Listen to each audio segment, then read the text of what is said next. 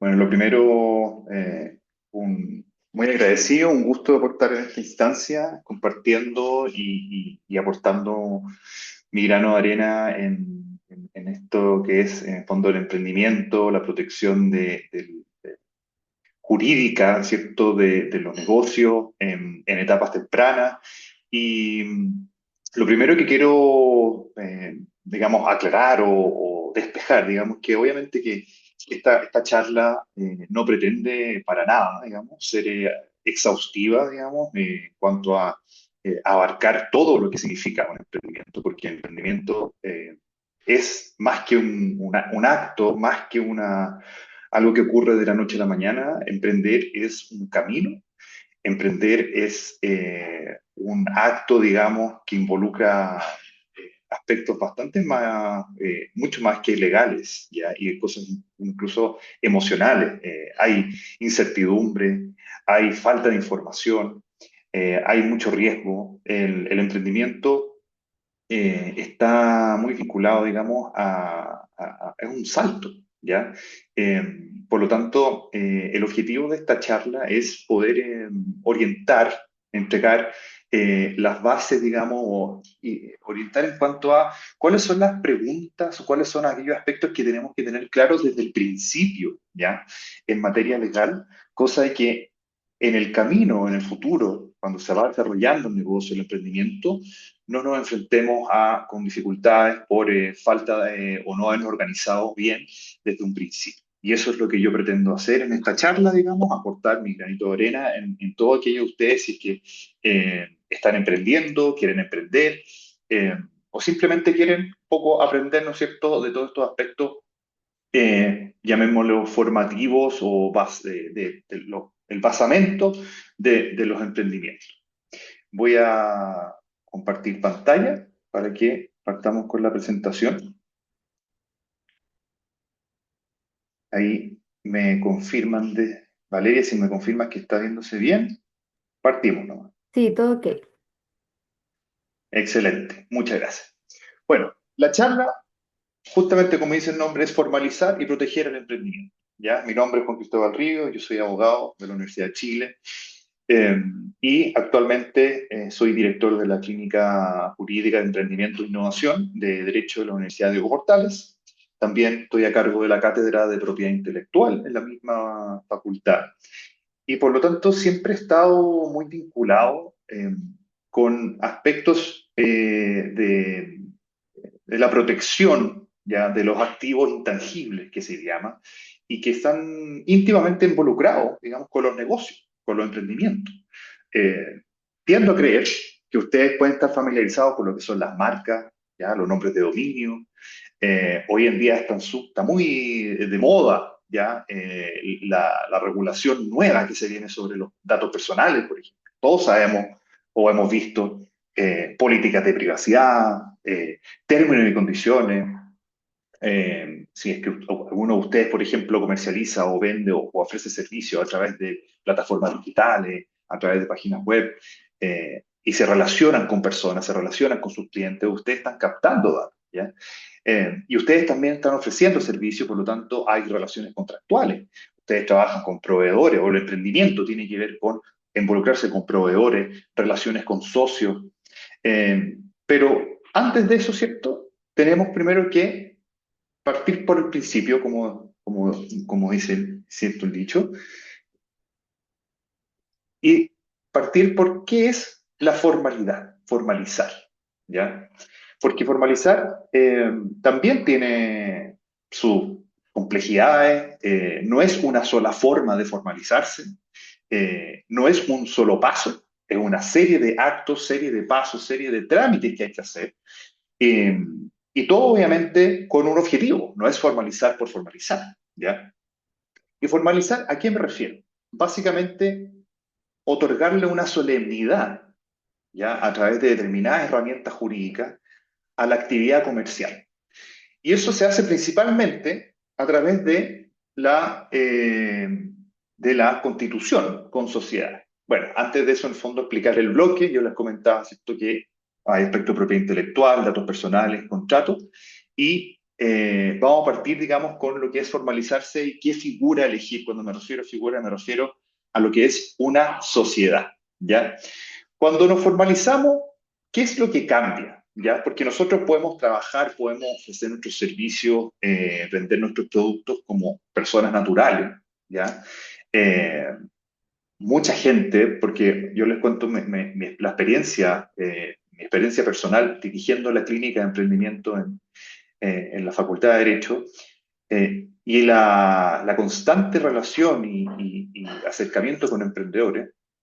Muchos de nuestros emprendedores con quienes nosotros relacionamos partieron en la pandemia, porque en el fondo lo que hizo la pandemia fue justamente frenar el comercio, frenar, digamos, todo lo que son las relaciones comerciales, el intercambio de productos, la entrega de servicios. Entonces, se fijan, el emprendimiento está muy vinculado a, a situaciones bien particulares, situaciones de vida, o muchos casos también de personas que ya no están cómodas con la estructura tradicional de trabajo, o quieren jubilarse o están pensando en jubilarse, ¿cierto?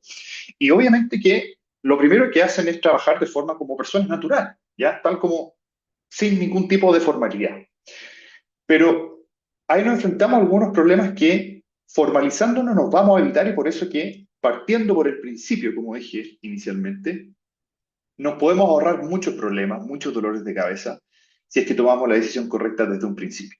¿Ya? En primer lugar, formalizar te permite a ti acceder a, o te da una ventaja o una imagen respecto de terceros. ¿Ya? Por ejemplo, con clientes a los cuales tú quieres ofrecer tus productos, entregar tus servicios, van a necesitar que tú les factures por temas, por ejemplo, contables, temas tributarios. Puedes abrir, tienes, bueno, cuentas bancarias para empresas, digamos. Y también algo bien importante que lo quiero mencionar y lo voy a enfatizar al final de la clase, porque nosotros también trabajamos con emprendedores que están postulando a fondos, como por ejemplo Corfo, Cercotec, y todos estos fondos, ¿ya? Fondos públicos, siempre te van a exigir estar formalizados, ¿ya? Eso es una de las exigencias básicas porque en el fondo, ¿cuál es el objetivo de los fondos de, por ejemplo, Cercotec? Eh, es que si yo entrego plata, ¿cierto? Yo voy a, como Estado, voy a financiar, voy a darle el pie a un emprendimiento, yo quiero que ese emprendimiento me rinda. O sea, en el fondo, la lógica que tiene el servicio público, estas entidades, digamos, que financian o entregan fondos públicos, no es dar plata por dar plata. Es justamente porque yo quiero que si estoy dando plata a un peso, yo quiero recibir 2 pesos. Y esos 2 pesos, ¿cómo los voy a recibir? Los voy a recibir porque se formalizó el negocio, es un vehículo comercial, contrató gente, está pagando impuestos, ¿cierto? Y está vendiendo y por lo tanto me está generando está siendo un actor dentro de la economía. Entonces, formalizarse también es esencial para quienes les gustaría, digamos, postular estos fondos para tener un buen pie de partida. Pero eso, digamos, son aspectos importantes, pero lo esencial, uno de los conceptos más importantes o de las características más esenciales que tiene la formalidad, es decir, es constituir una sociedad, es que tú separas tu patrimonio personal del patrimonio de la empresa. Una de las reglas básicas o de los elementos esenciales de las sociedades es que los socios siempre van a responder hasta por el monto que tienen o su participación en la sociedad. Por lo tanto, en algún caso, por ejemplo, supongamos, no, indeseable, digamos, pero un caso de insolvencia, algún caso de deudas, por ejemplo, que hay acreedores que están persiguiéndote. Entonces, formalizándote, además tienes una estructura que te va a separar a ti del comercio, ¿ya? Tu patrimonio personal. Entonces, tu casa, tu auto, todo tu bien, no van a verse afectados si es que tú tienes una sociedad, porque en el fondo tú vas a responder hasta por el monto de tu aporte o tu participación en una sociedad. Obviamente, en la medida en que tú operes y funciones con esa sociedad. Entonces, en definitiva, formalizarse tiene muchas ventajas que es importante considerarla y tener en el fondo presente, digamos, dentro de la brújula, dentro de lo que Porque una cosa, ¿ya? Y esto acá también quiero detenerme brevemente, una cosa es la idea, una cosa es la iniciativa, pero eso tiene que funcionar y eso tiene que traducirse en algo concreto, en una implementación. Y la implementación funciona primero a través de la formalidad. Bueno, pero ¿qué me refiero con formalidad? Básicamente en estructurar una figura jurídica que te permita relacionarte, digamos, con el mundo. El mundo, me refiero en términos mercantiles, comerciales. La sociedad básicamente es una ficción, ¿no es cierto? Es una persona jurídica que funciona y que opera con nombre, con domicilio, ¿ya? Con nacionalidad, pero que tiene esta particularidad de que separa los patrimonios de los socios respecto de esta figura que se llama sociedad. Y en este sentido hay distintos vehículos, digamos, que le llamamos distintas figuras sociales que se utilizan. Como ven en la pantalla, bueno, ustedes obviamente pueden trabajar como persona natural, ¿cierto? Y pueden, si ustedes trabajan ofreciendo sus servicios profesionales de forma autónoma, van a operar con boleto honorario, ¿cierto? Pero el problema es que la responsabilidad va a ser ilimitada, ¿cierto? Ustedes van a responder con todo el patrimonio personal. Entonces, por eso lo importante es constituirse como sociedad. Y para eso existen distintos tipos, los más importantes, digamos, son las que ustedes están viendo en la pantalla, que son básicamente las sociedades de personas y las sociedades de capital. Las sociedades de personas son aquellas que la esencia o el objeto de la sociedad es en base a las personas que la componen. ¿Ya? Por eso que son estructuras sociales mucho más enfocadas en, por ejemplo, la sociedad de responsabilidad limitada, que están muy asociadas a negocios familiares o a estructuras donde los socios, la importancia del socio o de los socios es mucho más importante que, por ejemplo, las acciones o el capital, como ocurre, por ejemplo, con la sociedad por acciones, la sociedad anónima, donde en realidad la participación se refleja no por el nombre del socio, sino que, por ejemplo, las acciones que están representadas o reflejadas dentro de la sociedad. Eh, entonces, pero no quiero decir con esto de que no sea, una sea mejor que otra, ¿ya? Como les decía, por ejemplo, la empresa individual de responsabilidad limitada o la sociedad de responsabilidad limitada, que son de personas, pero con ciertas diferencias, sirven para determinados negocios. Por ejemplo, si alguno de ustedes es un freelancer y trabaja solo y no tiene intenciones, por ejemplo, de trabajar con más personas, una empresa individual de responsabilidad limitada puede convenir si es que su giro o su objeto va a ser uno solo, porque la limitante de la empresa individual de responsabilidad limitada es que el giro es uno solo, pero además no admite más socios, ¿ya? Eh, pero también sigue siendo una sociedad, con todo lo que yo les dije, es decir, tiene la responsabilidad limitada al aporte de la sociedad. Entonces ustedes, de todas maneras, ya están blindados constituyéndose como empresa individual de responsabilidad limitada. Lo más común son servicios, como les digo, servicios de, por ejemplo, que son a domicilio, de reparaciones, servicios técnicos, pero también servicios profesionales, que este tipo de sociedad también sirve.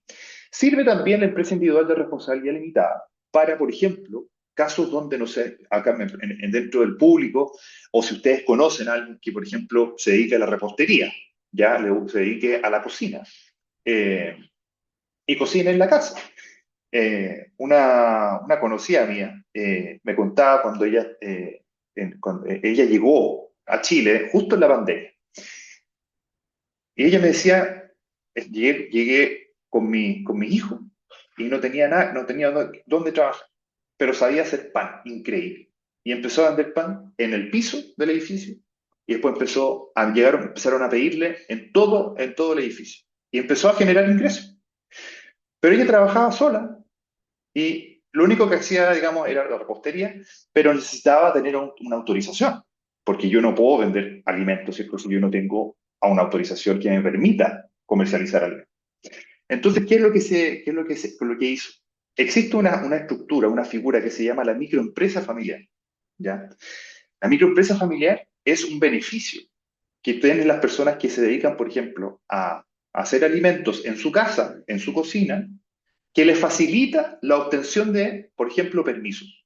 O, por ejemplo, le facilita también el trámite de las patentes municipales. Entonces, eso solamente lo puedes hacer si estás como empresa individual de responsabilidad limitada o persona natural, pero como le digo, vuelvo al principio, la persona natural tiene esta dificultad que enfrenta su patrimonio personal frente a terceros. Pero luego tenemos otro tipo de sociedades que te permiten más de, o sea, que tienen otras características. Por ejemplo, también manteniendo en las que son las sociedades de responsabilidad limitada, que son también sociedades de personas, pero ahí te permite ya, puede ser más de un socio, entre 2 a 50 socios, pero además pueden tener un giro múltiple, ¿ya? Pueden tener más de un giro. Entonces yo, si me dedico a la repostería, yo puedo hacer, tengo mi giro, ¿cierto? Que es elaboración y comercialización de alimentos, pero también puedo, por ejemplo, servicios de asesoría en el ámbito comercial, técnico, digital, ¿cierto? Fabricación de productos, fabricación de dispositivos, bueno, en fin, una serie de actividades que tú puedes tener si es que te constituyes como una sociedad de responsabilidad limitada, ¿ya? Esta sociedad es muy común, ¿ya? Es muy común, además que es de los primeros tipos de sociedades que existen en términos legales, digamos, como, eh, porque piénsenlo así, la asociatividad de las personas, esta intención, este fenómeno de que las personas se reúnan, se junten para llevar a cabo una actividad, es de las actividades más antiguas, ¿ya? O sea, desde la economía se construye a partir de la asociación, ¿no es cierto? Entonces, las sociedades de personas son las primeras, son el primer tipo de sociedad que existe, por lo tanto, son las más tradicionales. Y han estado siempre generalmente muy asociadas a negocios familiares, donde la importancia, como les decía, de las personas que están dentro de la sociedad es más importante incluso que el negocio. Entonces, la entrada y salida, por ejemplo, de socios es mucho más difícil, o es mucho más hermético. Ya te exige ciertos grados de toma de decisiones, son un poco más elevados, son más rígidas, ¿ya? Pero, como volviendo al principio, sigue siendo una sociedad. Y por lo tanto, los socios responden hasta el monto de su aporte, ¿ya? Pero luego tenemos este otro tipo de sociedades que tiene que ver con el capital, no necesariamente con la persona.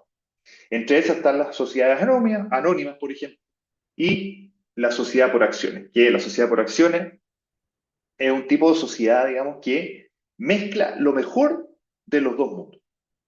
¿Por qué? Porque la sociedad por acciones te permite, puedes constituirla tú solo, te permite hacerlo a partir de un socio, pero además puedes tener un giro múltiple o un giro amplio. Es decir, como les decía, como la sociedad de responsabilidad limitada, ¿cierto? Yo puedo tener un giro de fabricación de alimentos o comercialización de alimentos, asesorías comerciales, asesorías profesionales. La sociedad por acciones me permite lo mismo, pero además yo puedo establecerme solo. No tengo que tener un capital mínimo y además es muy flexible para efectos de, por ejemplo, modificaciones. Si yo quiero que ingresen socios nuevos, por ejemplo, en un emprendimiento en que estoy partiendo, pero después hay algún interés en una persona que quiere ingresar o apoyarme con capital, o a lo largo del camino voy conociendo personas que pueden aportarme otra cosa que yo no puedo aportar a la sociedad, ¿ya? Es decir, si yo, por ejemplo, uno de los emprendimientos más comunes hoy en día, ¿cierto? El desarrollo de software, plataformas, ¿ya? En la clínica nosotros trabajamos con muchos emprendedores que están desarrollando plataformas muy vinculadas, por ejemplo, en temas de salud. Pero para desarrollar una plataforma, una cosa es tener la idea, una cosa es concebir, por ejemplo, un modelo de negocio, pero otra muy distinta es desarrollar la plataforma, ¿cierto? Que es un software. Entonces, si yo no puedo hacer eso, yo necesito tener conmigo a alguien que me desarrolle. Claro, yo puedo, por ejemplo, encargar ese desarrollo, no tengo por qué tenerlo como socio, pero quizás me conviene tener esta persona, porque en el fondo lo que yo quiero es que me aporte eso, su capital, digamos, su aporte a mi sociedad, a mi negocio, va a ser a través de aquel aspecto que yo no puedo aportar. Y juntos trabajamos mejor, ¿ya? Entonces, ¿por qué en fondo la SPA hoy en día, digamos, desde que se creó, digamos, por qué esta es una sociedad que es relativamente nueva? Es porque se crea, se regula en Chile el año 2007, si mal no recuerdo, 2007 o 2010, pero es más nueva, pero se regula justamente porque faltaba un tipo de sociedad, un tipo de vehículo comercial que permitiera flexibilidad, ¿ya? Que permitiera, digamos, eh, como le decía, lo mejor de los dos mundos, lo mejor que es, por ejemplo, tener o sea, poder partir con un solo socio, pero poder tener un giro amplio y poder tener la posibilidad de tener herramientas flexibles para modificar y que ingresen nuevos socios, por ejemplo, emitir acciones o transferir acciones que ya existen, ¿ya? Entonces, en el fondo, lo que hace la SPA es combinar la simplicidad para partir con flexibilidad para crecer. Eh, y esa, en el fondo, es la que más se utiliza hoy en día. ¿Cómo se constituye? ¿Ya? Hoy día, o digamos, perdón, hasta antes de la ley 20.659, que es la que crea la empresa en un día, no sé, bien, me imagino también que la habrán escuchado, existía la única vía tradicional para constituir una sociedad que era básicamente redactar una escritura, ya, reducir la escritura pública ante un notario, y después yo tenía que ir al registro de comercio a inscribirla, tenía que publicar el extracto en el diario oficial, y ahí recién nacía la vida jurídica, la persona jurídica, la sociedad. Obviamente eso que involucraba mucho más tiempo, honorarios de abogado y toda la dificultad, digamos, que es realizar las posteriores modificaciones, si es que hay que ceder derechos, si es que hay que emitir acciones, si es que hay que hacer una modificación a los estatutos, en definitiva, todos los trámites asociados desde la Constitución a otros trámites a lo largo en el camino de la sociedad es muy engorroso, ¿ya? Eh, y para eso se crea y se regula la ley 20.659 que facilita todos los procesos de constitución, modificación y todo tipo de actos relacionados con sociedades. Esto es un trámite que se hace 100% en línea. Si usted tiene firma electrónica avanzada, no tiene costo. Te asignan el RUT automáticamente y de 24 a 48 horas tú ya tienes tu sociedad, ¿ya? Y eso son, en el fondo, para la mayoría de los emprendedores que parten, en el fondo, la vía simplificada, esto es suficiente y conviene, la verdad. Eh,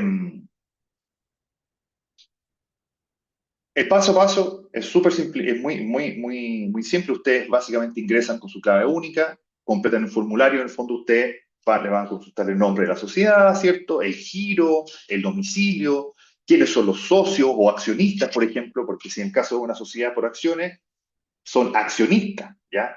O los datos de los socios, si es que, por ejemplo, en caso de una empresa, de una sociedad de responsabilidad limitada o una empresa individual de responsabilidad limitada, donde, recordemos, es una sociedad de personas, ¿ya? Usted puede ahí definir los estatutos, ¿cierto? Yo voy a poner el capital, ¿cierto? Con el capital, digamos, cuánto el monto, digamos, con que partimos, ¿ya?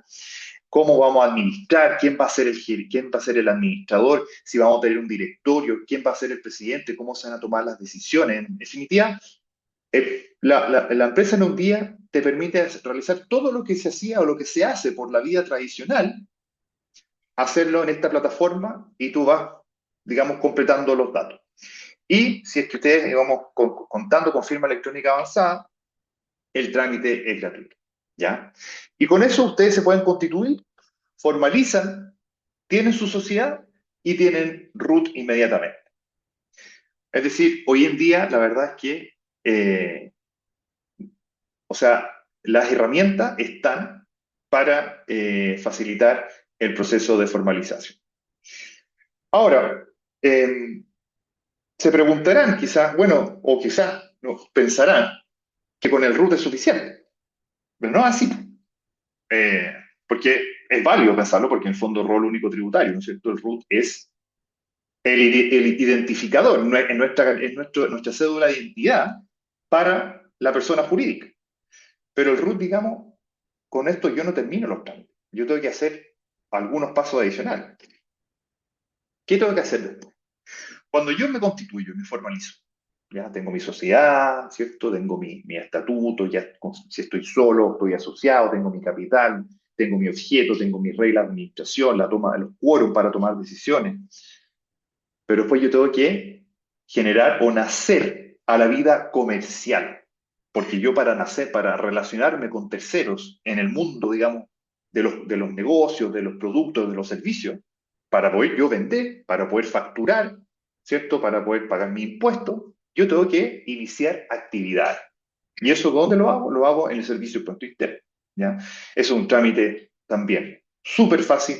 Dentro también de la plataforma de Empresa en un Día, tienen todos los links al servicio, a las municipalidades, ¿ya? Pero en el fondo, ¿qué es lo que te habilita? A emitir factura, ¿ya? O sea, por ejemplo, ustedes, si es que alguno de ustedes trabaja proveyendo, entregándole productos, por ejemplo, a un supermercado, o si es que venden, no sé, ropa, por ejemplo, a una gran tienda, a Ripley, a Falabella, lo primero que te van a decir es, ¿dónde está la factura?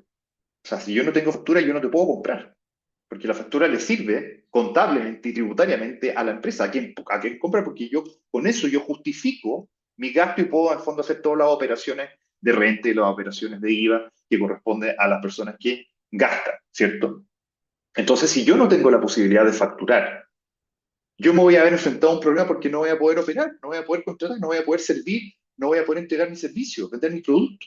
¿Ya? Entonces es muy importante que tengan esta noción de que en el fondo la formalidad, eh, la palabra lo dice, es decir, formalidad, es investirme con el disfraz o con la indumentaria necesaria para yo poder actuar en la vida comercial. Una vez que yo tengo mi inicio de actividad, en el servicio de impuesto interno puedo emitir facturas, pero además voy a tener que tener una patente, ¿ya?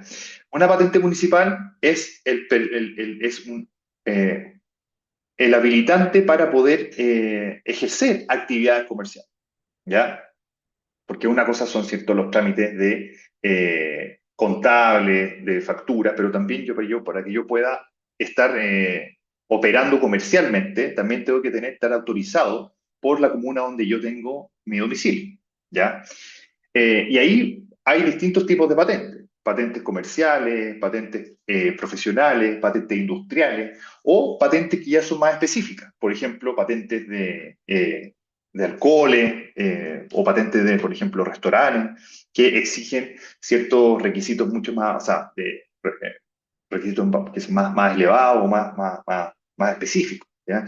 Las patentes de alcoholes siempre son muy difíciles de tramitar, se toman mucho tiempo, pero si yo no tengo esa patente, yo no puedo operar. ¿Ya? Y bueno, dependiendo de la actividad, voy a necesitar, por ejemplo, permiso sectorial. ¿Ya? O sea, por ejemplo, si es que, como les decía, si yo voy a cocinar, o sea, yo voy a preparar alimentos o yo voy a preparar cosméticos. ¿Ya? Eso también son casos muy comunes que nos toca conocer en la clínica de emprendimiento. Muchas emprendedoras que tienen, o sea, tienen unos productos, pero ya desarrollados, elaborados y tremendo producto. Pero claro, la responsabilidad de nosotros es tener que orientarles, decir, mira, si tú vendes un producto sanitario, ya por ejemplo cosmético, sin una autorización sanitaria, o sea, te pueden caer multas, sumario sanitario, te pueden cerrar el local, por ejemplo. Entonces, claro, uno tiene que tener estas consideraciones dependiendo de la actividad en que ustedes realicen, ¿ya?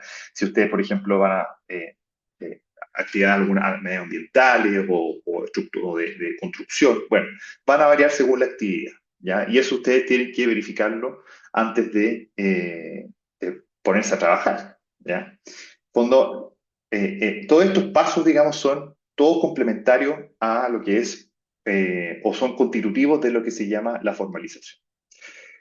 Respecto a la contabilidad y la tributación, obviamente que esto tiene sus propias complejidades, ¿ya?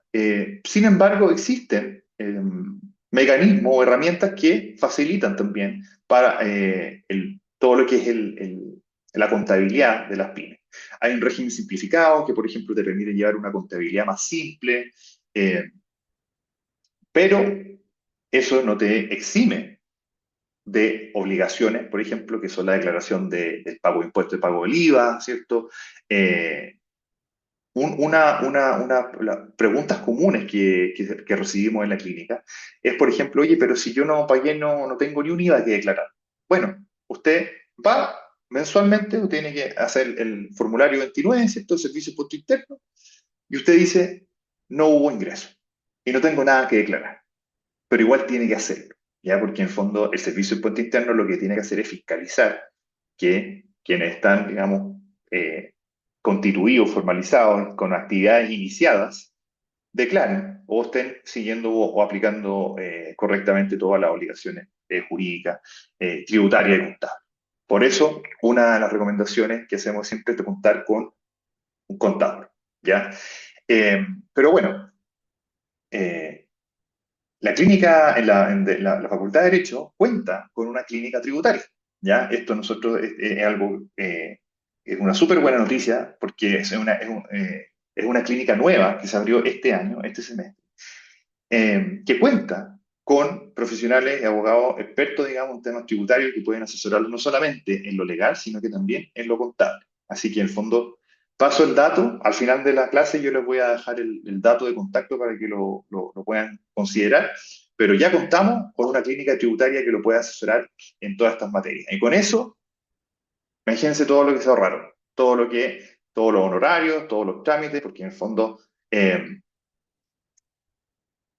como les decía al principio, o sea, el emprendimiento son muchas cosas, son muchos elementos que se ven involucrados. Y el aspecto legal es uno de ellos. Pero además que el aspecto legal puede ser un dolor de cabeza en el futuro. Entonces, para que no sea un dolor de cabeza en el futuro, hay que partir bien.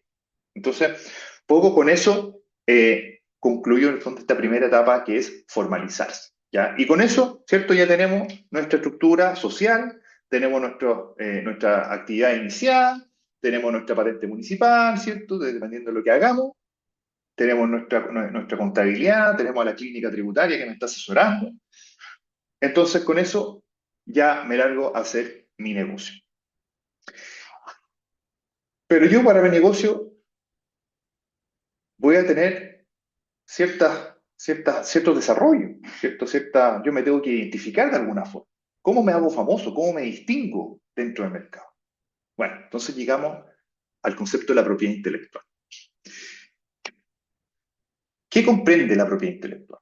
Como les decía antes, me imagino que ustedes tendrán alguna familiaridad con el concepto de marca, con las patentes de invención, el derecho de autor o el secreto empresarial. Nosotros trabajamos con emprendedores que diseñan, dibujan, tienen por ejemplo, diseñan ropa, hacen joyas, desarrollan plataformas web, es decir, una cantidad de actividades, pero que ni se imaginan. Y todas esas actividades, de todas pueden surgir derechos de propiedad intelectual. De los principales son la marca, porque la marca comercial es cómo tú te distingues dentro del mercado. ¿Ya?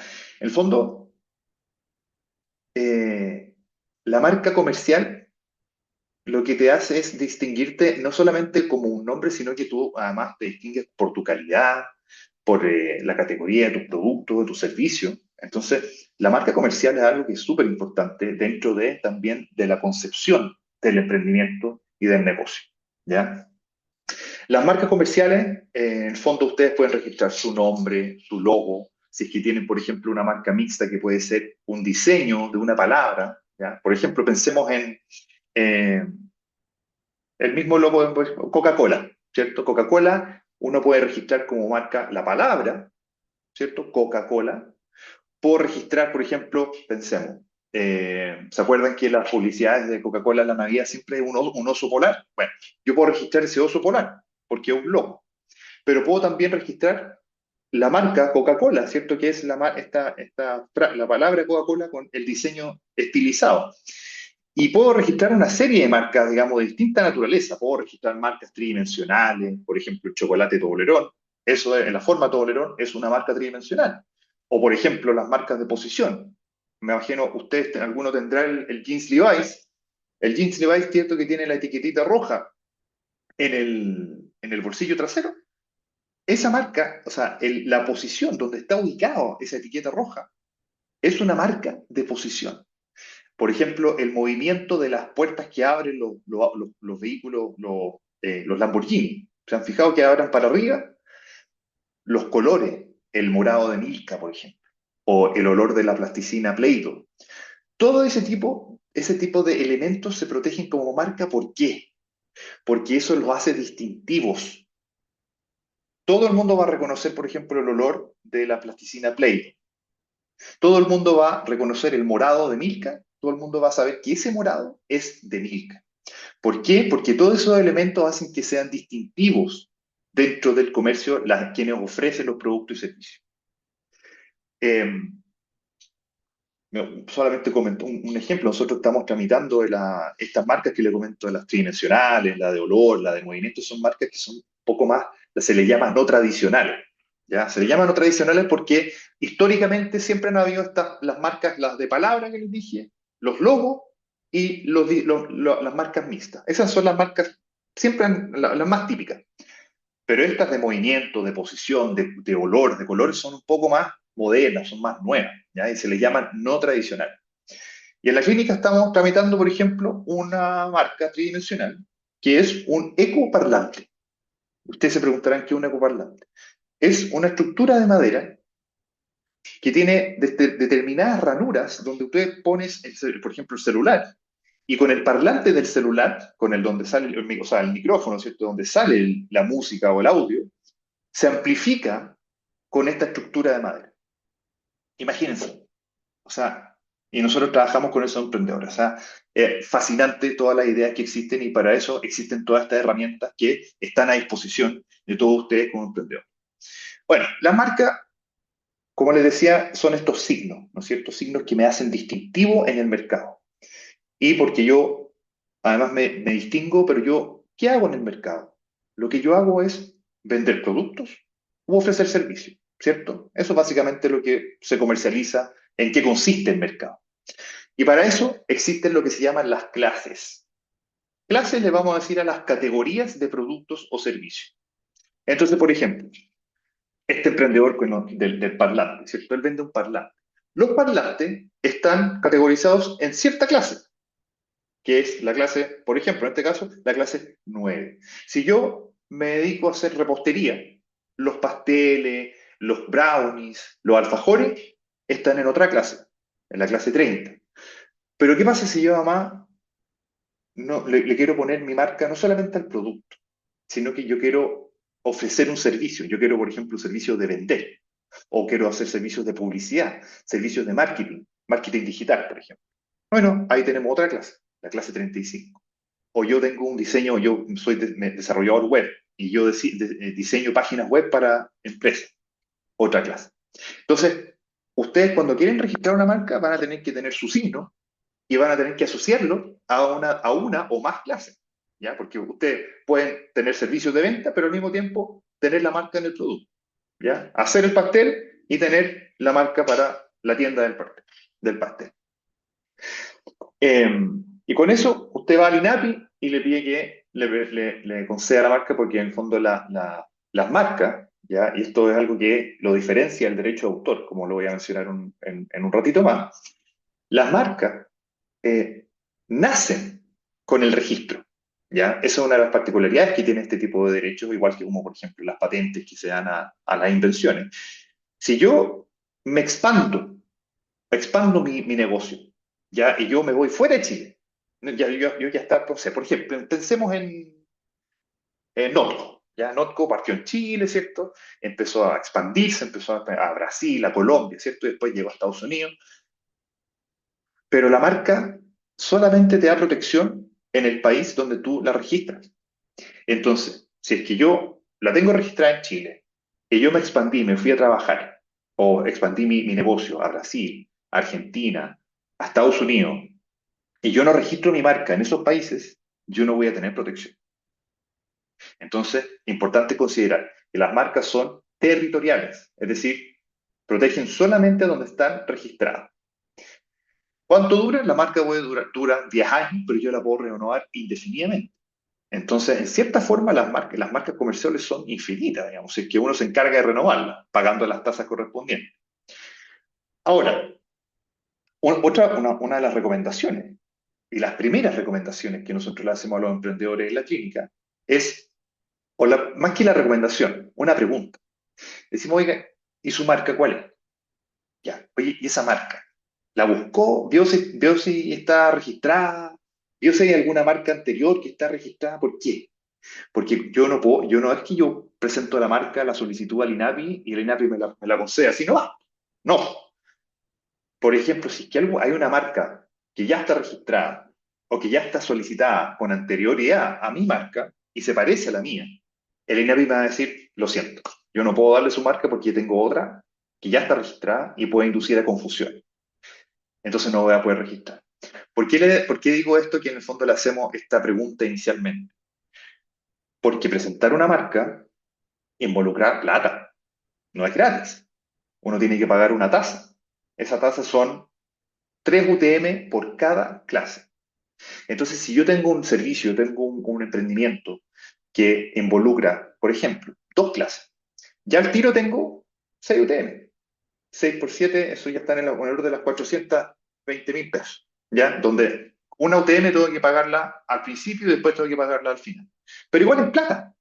Entonces, ¿qué pasa si yo no hago una investigación, presento nomás la marca y el INAPI me la rechaza? Perdí la plata. Entonces, por eso es importante hacer una búsqueda. Nosotros en la clínica lo que hacemos es, antes de presentar la marca, hacemos una búsqueda por el INAPI y le damos un análisis jurídico, un análisis, una opinión, digamos, en el fondo decirle, mire, hicimos una búsqueda y encontramos estas 4 marcas que podrían ser un obstáculo para su tramitación. Y con eso armamos la estrategia y el cliente, el emprendedor, puede tomar una decisión informada. Y en el fondo puede decir, mira, ¿sabes qué? Ya, voy a cambiar la marca o le voy a incorporar algún elemento distintivo, porque también no nos olvidemos que las marcas tienen que ser distintivas. Si yo vendo sillas, yo no le puedo poner o no puedo registrar la marca silla, ¿cierto? O sea, y eso tiene una razón súper sencilla. Eh, bueno, si yo vendo sillas, si yo vendo computadores, si yo vendo una taza, y yo quiero registrar como marca comercial el nombre del producto, lo que estoy haciendo básicamente es apropiarme de una denominación o de un signo que todos los competidores tienen derecho a usar. Si yo registro silla para vender sillas, ningún vendedor de sillas va a poder ocupar la palabra porque va a tener que pedir una autorización a mí para poder ocupar la marca silla. ¿Se fijan? Entonces, ese tipo de marcas que se llaman genéricas, o las marcas que son descriptivas, por ejemplo, si yo quiero vender pasteles y yo le pongo a mi marca pasteles deliciosos, o sea, pasteles deliciosos es una expresión o es un concepto que todo el mundo va a ocupar. Entonces, yo no puedo apropiarme de palabras o conceptos que son genéricos o descriptivos. Por lo tanto, nuevamente, si ustedes están pensando en una marca y no tienen obviamente la experiencia, no saben cómo son los criterios, no sabían que no se puede registrar, entonces obviamente lo que uno tiene que hacer es, a ver, veamos su marca. Y si consideramos que puede ser carente de distintividad, es descriptiva, es genérica, entonces eso es importante que lo sepan los emprendedores cuando van a presentar una marca, porque así se ahorran plata que gastaron mal y se aseguran una buena estrategia de, de tramitación de marca comercial. Ahora, hay conceptos que se confunden, ¿ah? Suelen confundirse. Por ejemplo, la razón social, es decir, el nombre que yo indico cuando voy a constituirme como sociedad, ¿ya? Por ejemplo, yo me llamo Juan Cristóbal, Sociedad por Acciones. Esa es la razón social. Y ese es el nombre de la sociedad, que ya sea porque lo inscribí en el registro de comercio o me dice la empresa en un día, ¿cierto? Eh, pero esa es mi razón social, esa no es mi marca comercial. La marca comercial, en el fondo, es la que me permite impedir que cualquier tercero utilice mi marca, ¿ya? O, por ejemplo, el nombre de dominio. El nombre de dominio que es cierto, es mi identificador, pero en el ciberespacio, en Internet, ¿ya? Entonces, dominio.cl, supongamos que ese es mi nombre, eso es un nombre que yo compro en Nick Chile, pero eso tampoco es una marca comercial. Es decir, si alguien está utilizando un nombre, una denominación o un logo o cualquier tipo de signo que es idéntico o que se puede confundir con el mío, yo no puedo llegar y decir, oye, yo tengo el dominio. No, el dominio no te da esa facultad, ¿ya? Entonces, la marca comercial, ese es el derecho potente, ese es el derecho que a ti te permite impedir que cualquier tercero utilice una marca que sea confundible con la tuya o idéntica a la tuya, e incluso tú puedes solicitar y demandar que deje de usarla porque en el fondo está generando confusión entre los consumidores. Entonces, en el fondo, antes de que ustedes hagan tarjeta, hagan redes sociales o hagan campaña de marketing y se gasten esa plata, ¿cierto? Hagan esa búsqueda, verifiquen que la marca se puede registrar, ya sea porque es una marca registrable, porque es distintiva, o porque no hay ninguna otra marca que pueda obstaculizar el camino de registro. Y con eso, ustedes van a ocupar la plata de forma efectiva, de forma racional, es decir, con una buena decisión y no tirar la plata a la basura porque no tuvieron un buen consejo o una buena asesoría. Luego tenemos las patentes. Ya las patentes, en el fondo, son aquellos derechos vinculados con todas lo que son las invenciones. Es decir, los productos son, las invenciones son aquellas soluciones a un problema asociado a, por ejemplo, lo más común, ¿cierto?, son las vacunas o los medicamentos. Siempre hay lo que implique algo que sea novedoso y genere un nivel inventivo, es decir, que aporte, no sea obvio y, y tenga una aplicación en la industria. Ojo, si ustedes están desarrollando algo, alguna tecnología, algo que pueda merecer patentes de invención, ojo con las divulgaciones, porque uno de los requisitos para poder patentar una invención es que sea novedosa. Novedosa quiere decir que no esté divulgada antes de cuando yo presente la solicitud, ¿ya? Porque si no, no me la van a conceder. Eso le pasa mucho a los investigadores. Ya a los investigadores que están, ¿no?, por ejemplo, vinculados mucho con la ciencia, ¿cierto? Donde están vinculadas las invenciones, que, por ejemplo, reciben un fondo público y dentro de los requisitos que tiene ese fondo es que tienen que hacer publicaciones. Entonces, cuando publican lo que están investigando y que tiene el potencial de ser patentable, resulta que después, cuando el INAPI está analizando la invención, el perito le va a decir, ¿sabe qué? Encontré esta publicación de hace un año, es suya, pero entonces la invención ya no es novedosa, porque ya está conocida en el arte previo, ya está conocida, está divulgada. Entonces usted se disparó en el pie, solito. Entonces, advertencia, si ustedes están desarrollando alguna tecnología con un potencial patentable, ojo con la divulgación. Proteja, presente y después divulgue. El derecho de autor, ahora nos vamos a otro mundo, ¿cierto? De la propiedad intelectual, que esto ya protege otro objeto de protección, ¿ya? En el fondo, el derecho de autor, dentro de lo que es la propiedad intelectual, tiene un poco, comparte las mismas características de las marcas comerciales o las patentes, en cuanto a que es un derecho que a mí me da la posibilidad de impedir que terceros utilicen, fabriquen, vendan, usen, distribuyan, etcétera, lo que yo tengo protegido, ¿ya? Eso en el fondo es la característica común. Pero el derecho de autor es muy distinto en otras características, ¿cierto? Yo les decía que las marcas se protegen con el registro, ¿cierto? Y por país. El derecho de autor, por otro lado, el derecho nace con la creación, no con el registro. Y más encima, la protección es mundial, no territorial. Es muy distinto, es la dinámica del derecho de autor con la propiedad industrial. Ahora, quizás también han escuchado de que el derecho de autor se puede registrar, ¿ya? Y ahí los llamo a no confundirse. ¿Se puede registrar? Sí, pero no para que nazca, sino porque el registro en el Departamento de Derechos Intelectuales, ya que está alojado, digamos, en el Ministerio de la Cultura y las Artes, lo que te hace es darte una fecha y te da una prueba de autoría. En el fondo, el registro en el materia del derecho de autor es prueba de que yo soy el autor. Pero no es que nazca el derecho. El derecho de autor nace desde que yo concibo y creo la obra. Ya sea porque escribí algo, diseñé algo, compuse una canción, saqué una fotografía, o en el caso del software, que el software se protege por derecho de autor, porque el software es básicamente código, ¿ya? Yo escribo un código y después lo compilo y se transforma en un programa de computador. También, desde que el código fuente es una obra protegida desde el momento en que se crea. Y el secreto empresarial como otro mecanismo, otra herramienta de propiedad intelectual que yo te diría que es la menos conocida o la menos usada. ¿Por qué? Porque el secreto comercial se confunde mucho con lo que es la información confidencial. Pero la información confidencial, digamos, es algo que yo simplemente no la divulgo, no divulgo, ¿cierto? Pero puede que no tenga ni un valor comercial. El secreto empresarial es aquella información que me da un valor comercial, pero que por su naturaleza yo la tengo que mantener en secreto. Y además tengo que tomar las medidas razonables, dice la normativa, para proteger esa información.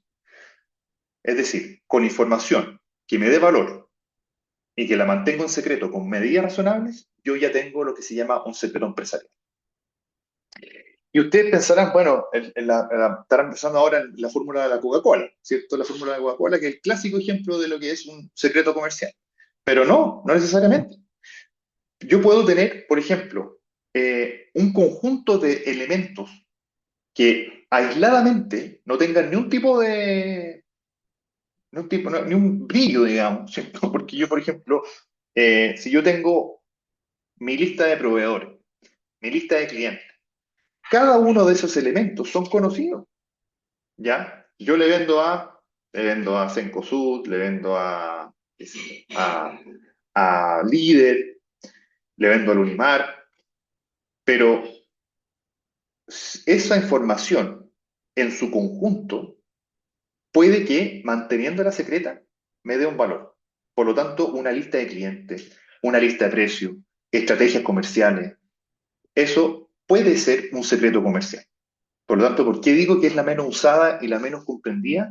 Porque la gente tiende a creer de que eso es información que es como obvio. El secreto comercial se asocia demasiado con lo tecnológico, se asocia demasiado con algo único. Entonces, no, eso no es así. Por ejemplo, para que tengan un poco una noción de a qué me refiero con que se puede proteger.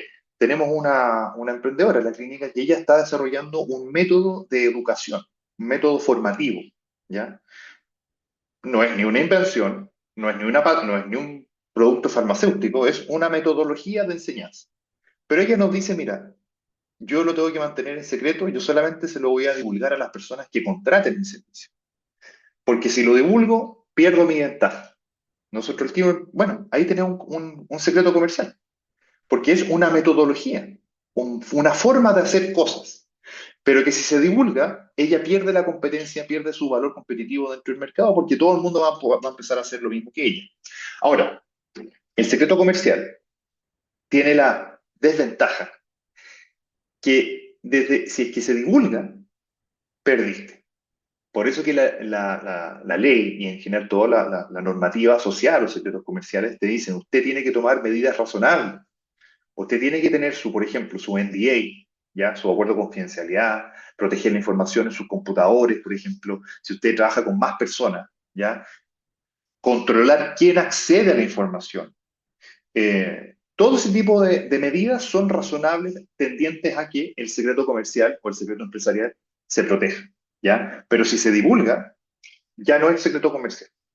Claro, la ley te permite, por ejemplo, demandar si es que alguien lo hizo de forma malintencionada, pero al final demandar o no demandar, pero la información ya se hizo pública. Entonces ustedes tienen que tomar las medidas razonables. Acuerdo de confidencialidad, control de acceso, documentación que indicar, por ejemplo, poner así, tal cual, timbrar, confidencial. Con eso ustedes están tomando medidas para proteger la información. Bueno, otro de los temas que está bien en boga son los datos personales. Ustedes cuando están en su emprendimiento, ustedes se relacionan con personas, se relacionan con clientes, se relacionan con proveedores, se relacionan con muchas personas. Y todas esas personas, eh, aquellas personas que son, o sea, si usted se relaciona con personas naturales, ¿cierto? Su cliente o cualquier tipo de cualquier persona, tiene datos personales, ¿ya? Su nombre, su root, su dirección, su correo, todo tipo de información que identifica, y fíjense lo que les voy a decir ahora, que hace identificable también a una persona. O sea, yo no tengo que tener necesariamente el nombre y apellido de una persona. Yo puedo tener ciertos elementos que si yo en el conjunto hacen identificable a una persona. Entonces, por ejemplo, la dirección IP. Ustedes, o sea, cuando se meten al sitio web, ¿cierto? Ven las políticas de cookies, ¿cierto? Las cookies son esos archivos que van quedando almacenados temporalmente en la página web, cosa que cuando ustedes vuelven, ya te tienen rastreado, ya te tienen, ya, y entonces ya con eso van analizando tu comportamiento, tus decisiones, ¿cierto? El típico caso que cuando uno quería comprar un pasaje en LAN, ¿cierto? Y uno volvía, después subía el precio, bueno, todo eso es porque están estos archivos que permiten rastrear al usuario en Internet, que esa es la dirección IP. Y la dirección IP es un número, es un código, no es mi nombre. Entonces, en ese sentido, uno podría pensar, bueno, entonces no es un dato personal, pues si no es el nombre, no es el root. No, pues, pero con la dirección IP yo puedo dar con usted. Entonces, es un dato personal también. Eh, todo eso son datos personales. ¿Y por qué le digo que está en boga o que está como súper de moda, digamos? Porque el 1 de diciembre de este año, en teoría, está discutiéndose si es que cambia, pero en teoría, el 1 de diciembre de este año entra en vigencia la nueva ley de protección de datos personales, que viene a modificar la ley original del año 99 y que establece o incorpora una cantidad de, o sea, una serie de derechos nuevos, multas, crea una agencia de protección de datos personales. Todavía no se ha creado esa agencia, pero se va a crear. Y esa agencia va a poder multar hasta con 20.000 UTM o incluso hasta con el 4% de los ingresos anuales de quien incurre en una infracción de las que, digamos, merece ese tipo de pena. Pero se otorgan nuevos derechos a los titulares de los datos personales. O sea, yo no, ya no solamente los puedo, por ejemplo, pedir que rectifiquen mi nombre, o yo quiero saber qué información están tratando mía. Oiga, quiero saber qué información tiene usted de mí y tu teléfono, o sea, imagínense toda la información que uno entrega. ¿Ya? En Internet o en general uno siempre está entregando, con una falta de regulación, uno está entregando constantemente mucha información. Pero además se entregan otras facultades. Hay obligaciones de notificar brechas de seguridad, por ejemplo, si es que hubo una filtración, yo tengo que notificar a la agencia en un brevísimo tiempo. Se establecen obligaciones, digamos, de tener políticas de tratamiento de datos, ¿ya? Entonces, ¿qué es lo que nosotros en general con nuestros emprendedores dentro, digamos, de las proporciones, ¿cierto? Porque no es lo mismo el tratamiento de datos personales que hace un emprendedor que el tratamiento de datos personales que hace el Banco Falabella o el Banco Santander, ¿cierto? O lo que hace Cencosud, que estamos hablando de millones, millones de datos personales, que eso obviamente exige un estándar mucho más elevado de complejidad, ¿cierto? Pero lo que ustedes pueden hacer, y que no cuesta tanto, y que nosotros también ahí lo podemos asociar. Primero, usted tiene que saber qué datos está levantando. Si usted no sabe qué datos tiene, entonces no va a saber cómo cumplir con la normativa. Entonces, en el fondo, ¿qué se hace? Un inventario de datos. ¿Qué datos recolecto? ¿De quién? ¿Para qué lo ocupo? ¿Cómo lo almaceno? ¿Quién tiene acceso? ¿Ya? Hay un tipo de dato, que es un dato, una categoría de datos que es súper protegida y súper, digamos, especial. Son los datos sensibles. ¿Ya? Los datos sensibles, quizás lo han escuchado hablar, que están generalmente vinculados con aspectos de salud. ¿Ya? Todos los datos que se manejan en cuanto a diagnóstico, en cuanto a orientación sexual, opinión política, información sindical, todo lo que tiene que ver con la esfera moral, personal de la persona, eso se llama dato sensible. Y el dato sensible tiene ciertas obligaciones o ciertas exigencias para el responsable, quien trata esos datos personales, mucho más elevadas también. Yo no puedo llegar y usarlas sin tiene que tener un consentimiento expreso. Si es que voy a hacer un trato masivo de datos personales sensibles, tengo que hacer determinados estudios de impacto o evaluaciones de impacto de tratamiento de datos personales. En fin, es un tipo de datos bastante particular. Políticas de privacidad, pero una política de privacidad real, ¿ya? Porque lo común es, o dos cosas que hemos visto también. Pedir a la inteligencia artificial que te haga una o hacer copy-paste de una política de privacidad que ya existe en otra página. No, pues eso no sirve. Puede servir en principio, pero tú tienes que tener una política ajustada a tu negocio, a tu emprendimiento, porque tú vas a necesitar datos que otros negocios no necesitan, no están pidiendo. Entonces, cuando tú, por ejemplo, tu política de privacidad tiene que contener las finalidades de los datos. Es decir, nosotros estamos recolectando sus datos. Supongamos que es una plataforma web para eh, conectar o para encontrar un paseador de perros. ¿Ya? Hay una plataforma que me encontré hace poco que se llama como WOF, algo así. Entonces, que conecta a los dueños de mascotas con paseadores. ¿Ya? Como, entre comillas, un Tinder, ¿cierto? Un encuentro de personas entonces, a mí como dueño de mascota, ¿cierto? ¿Qué datos me van a pedir? Mi nombre, mi root, mi correo, ¿cierto? Para comunicarse conmigo. Pero si me piden mi estado civil, por ejemplo, ¿de qué le sirve mi estado civil a una plataforma de encontrarme con paseadores? No, pues entonces no tienen por qué pedirme eso. Entonces su política, usted tiene que establecer bien qué datos le voy a pedir, para qué lo voy a pedir. Entonces en el para qué, usted tiene que decir, porque voy a ocuparla para informarle de nuestro servicio, voy a ocuparla para mandarle información comercial, voy a ocupar esa información para compartirlo con terceros, por ejemplo, con proveedores web, ¿cierto? Si yo tengo sea, yo trabajo sobre una plataforma Amazon Web Service, es un proveedor de información de una nube, ¿cierto? Entonces yo voy a ocupar esa información y la voy a alojar ahí. En fin, en definitiva, una serie de eh, eh, requisitos que yo tengo que comunicar y transparentar a los usuarios que me van a entregar sus datos personales, ¿ya? Tengo que revisar mis consentimientos informados y revisar los contratos con mis proveedores, ¿ya? Y por último, para ir cerrando, ya en honor al tiempo, los contratos con terceros, que esto también es un aspecto muy importante. ¿Y cuáles son los elementos o los tipos de contratos que más hemos identificado como problemáticos para los emprendedores? Por ejemplo, los contratos con freelancers, con agencias o los desarrolladores web, ¿ya? Y lo que tiene que ver con la propiedad intelectual. Hay una creencia o una práctica muy asentada, pero también muy negativa, que es eh, pretender o creer de que por el pago de un servicio, lo que el entregable me pertenece a mí.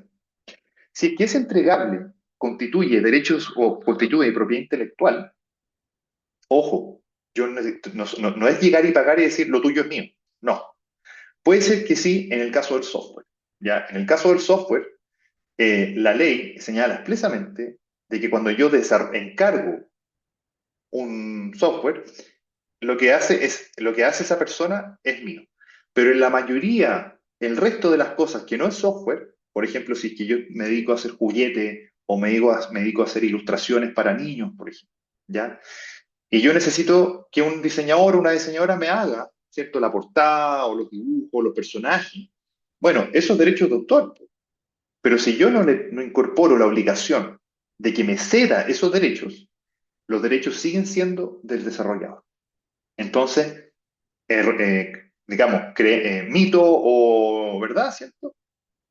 Ustedes siempre tienen que asegurarse que cuando van a desarrollar algo, o sea, van a encargar el desarrollo de cualquier tipo de contenido, siempre una cláusula de la obligación de ceder los derechos, porque si no, ustedes van a pagar y más encima se van a quedar sin su propiedad intelectual.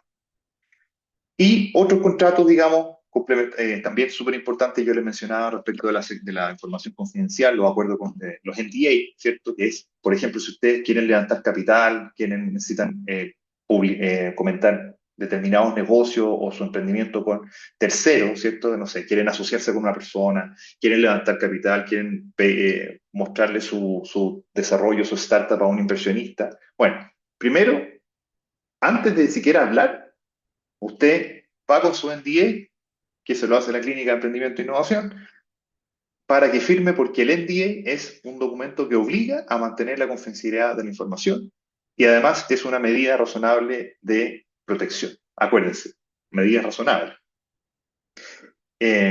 Y otros contratos como por ejemplo los términos y condiciones. Los términos y condiciones son contratos.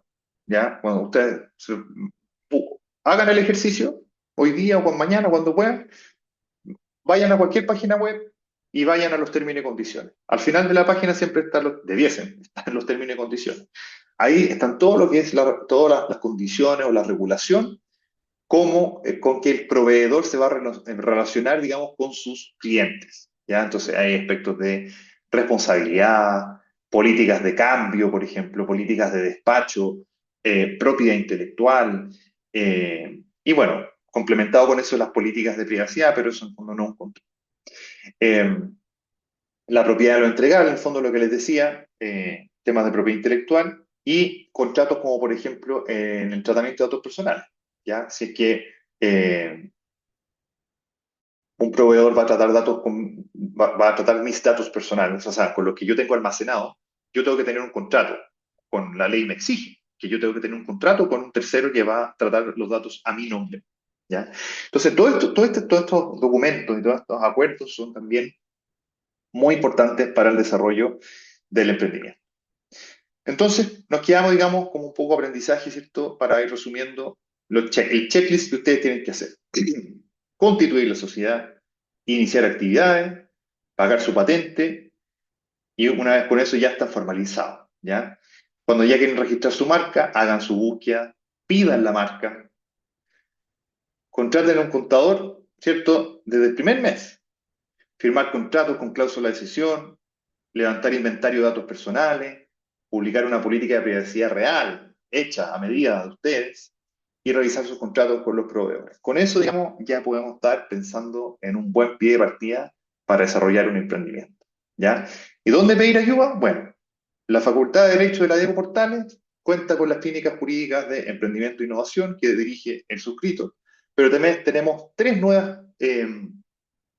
clínicas que la verdad estoy muy contento de poder compartirles y poder anunciarlas, que es clínica de laboral, clínica de insolvencia o la antiguamente llamada quiebra, y la clínica tributaria. ¿Ya? Con eso estamos otorgando un gran apoyo a toda la comunidad, no solamente a ustedes que son portalianos, pero también a la comunidad entera, porque en el fondo la vocación que tenemos en la Diego Portales, ¿cierto? Es una vocación de nosotros tenemos que prestar servicio y servicio de calidad a la comunidad. Por lo tanto, usted puede dirigirse a ese correo electrónico, consulta clínica jurídica @mailudb.cl y con eso nos ponemos en contacto. Con eso, ya terminando, paso a si alguien quiere preguntar.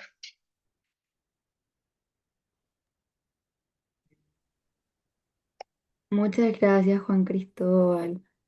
Hay una preguntita en el chat. Nos preguntan por alguna recomendación o consejo para alguien que quiere abrir un emprendimiento de panadería. Ya, en panadería, a ver, eso ya no estamos yendo a alimentos, ¿cierto? Yo les mencionaba que eh, para que ustedes puedan vender alimentos existen exigencias sanitarias, ¿ya? Hay un reglamento de alimentos, en el fondo yo tengo que, como son productos que van a ser consumidos por los seres humanos, ¿cierto? Por las personas, eh, existe normativa, existen exigencias de calidad, de elaboración que tiene que cumplir. Eh, si ustedes están haciendo cualquier tipo de alimento, lo cocinan en su casa, por ejemplo, tú puedes ahorrarte hartos trámites y costos si es que tú lo haces a través de la figura que se llama microempresa familiar. La microempresa familiar no es un tipo de sociedad, no, es un beneficio que te otorga a ti facilitar estos requisitos sanitarios y de patente municipal. ¿Qué tienes que cumplir? Tienes que ser o persona natural o empresario individual de responsabilidad limitada, que era una de las sociedades que les mostré. Con eso, la patente municipal te sale baratísima y los requisitos para obtener la autorización sanitaria de la Seremi se reducen muchísimo. Eh, si quieren, que no, me pueden escribir, digamos, porque una de las emprendedoras, tenemos una emprendedora en la clínica, que ella se dedica a asesorar a emprendedoras que producen alimentos. Entonces ahí podemos también conectar si es que usted, la persona que hizo la pregunta, necesita asesoría en ese sentido. ¿Hay otra? Sí, Nicolás pregunta respecto a la descripción de clase a la hora de inscribir una marca en el INAPI. Entiendo que se individualiza la clase específica, pero ¿de qué forma se detalla al inscribirla? Mira, el INAPI pone a disposición de la comunidad, digamos, un clasificador mire, lo voy a compartir.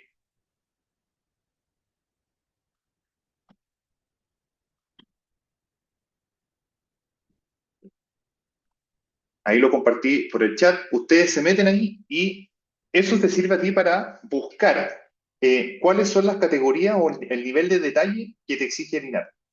Eh, claro, yo no puedo, por ejemplo, decir la clase 30 y poner venta de comida. No, la ley, digamos, y la exigencia de INAPI y en general todas las oficinas del mundo, digamos, es eh, especificar con detalle los productos y los servicios. Y con ese clasificador que yo les compartí, ustedes pueden llegar y buscar en el fondo y el INAPI te ofrece un listado gigantesco de productos y servicios para que uno pueda ir eligiendo. Esto lo quiero vincular con lo siguiente. Eh,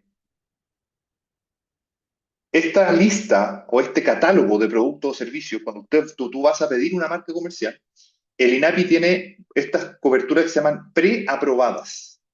¿Ya? ¿Qué significa preaprobada? Que tal como un carrito de compra, tú vas poniendo, eligiendo todos los productos o los servicios que quieres registrar o pedir con tu marca comercial. Usando la cobertura preaprobada, te ahorras todo el trámite de revisión de que en el fondo que la descripción de los productos y los servicios esté bien hecha y pasas directamente a la fase de publicación en el diario oficial. Entonces, el INAPI pone a disposición esta cobertura o estas descripciones de productos y servicios detalladas, pero además ya preaprobadas por el INAPI. Entonces, la verdad es que es súper amistoso, es muy como user-friendly en este sentido y la verdad es que ahí les recomiendo que métanse a buscar, pongan ahí cualquier concepto, palabra em, y van a ver el detalle, digamos, de los productos y servicios. Em, Una consulta para recibir pago con tarjeta de maquinita se necesita sí o sí legalizar la empresa. Escuché que, por ejemplo, Mercado Libre no tenía exigencias, pero no estoy muy al tanto. A ver, ahí ya es un tema tributario, ¿cierto? Pero mm, ahí hay que ver va que ver las políticas, digamos, pero digamos, es probable, o sea, para poder facturar, ¿ya? Porque cuando tú estás ocupando una máquina, ¿cierto? Para pago con tarjeta, lo que tú estás haciendo en el fondo es, ahí tú estás entregando un servicio, ¿cierto? Estás vendiendo un servicio y eso significa que estás facturando, ¿ya? Entonces, para poder facturar, ya sea con cualquier forma, tú tienes que estar con iniciación de actividades. Y para tener iniciación de actividades, tú tienes que estar formalizado. Por lo tanto, por regla general, te digo que sí. Ahora, Mercado Libre, por ejemplo, quizás está es poco más eh, flexible con personas naturales, ¿ya? Porque en el fondo en el Mercado Libre probablemente la mayoría de las personas, o quizás no, pero un gran porcentaje de personas que están involucradas como sellers, ¿cierto? Son personas naturales, por lo tanto, tal vez no se le exige mucho, pero mi recomendación obviamente es que igual te formalices, ¿ya? Porque más allá de Mercado Libre, o sea, como te decía, el tema de que tú respondes con tu aporte en la sociedad, ¿ya? Entonces, por más que sea más fácil hacerlo con persona natural, tienes que pensar en cuál es la consecuencia que tendría si es que yo sigo actuando como persona natural y yo caigo en una situación donde me van a perseguir mi patrimonio, ¿ya? Entonces, la recomendación, la verdad es que siempre es formalizarse.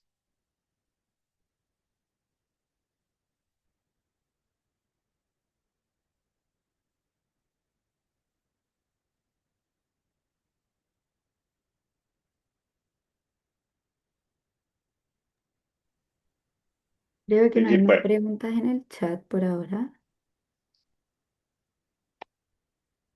voy a dejarles ahí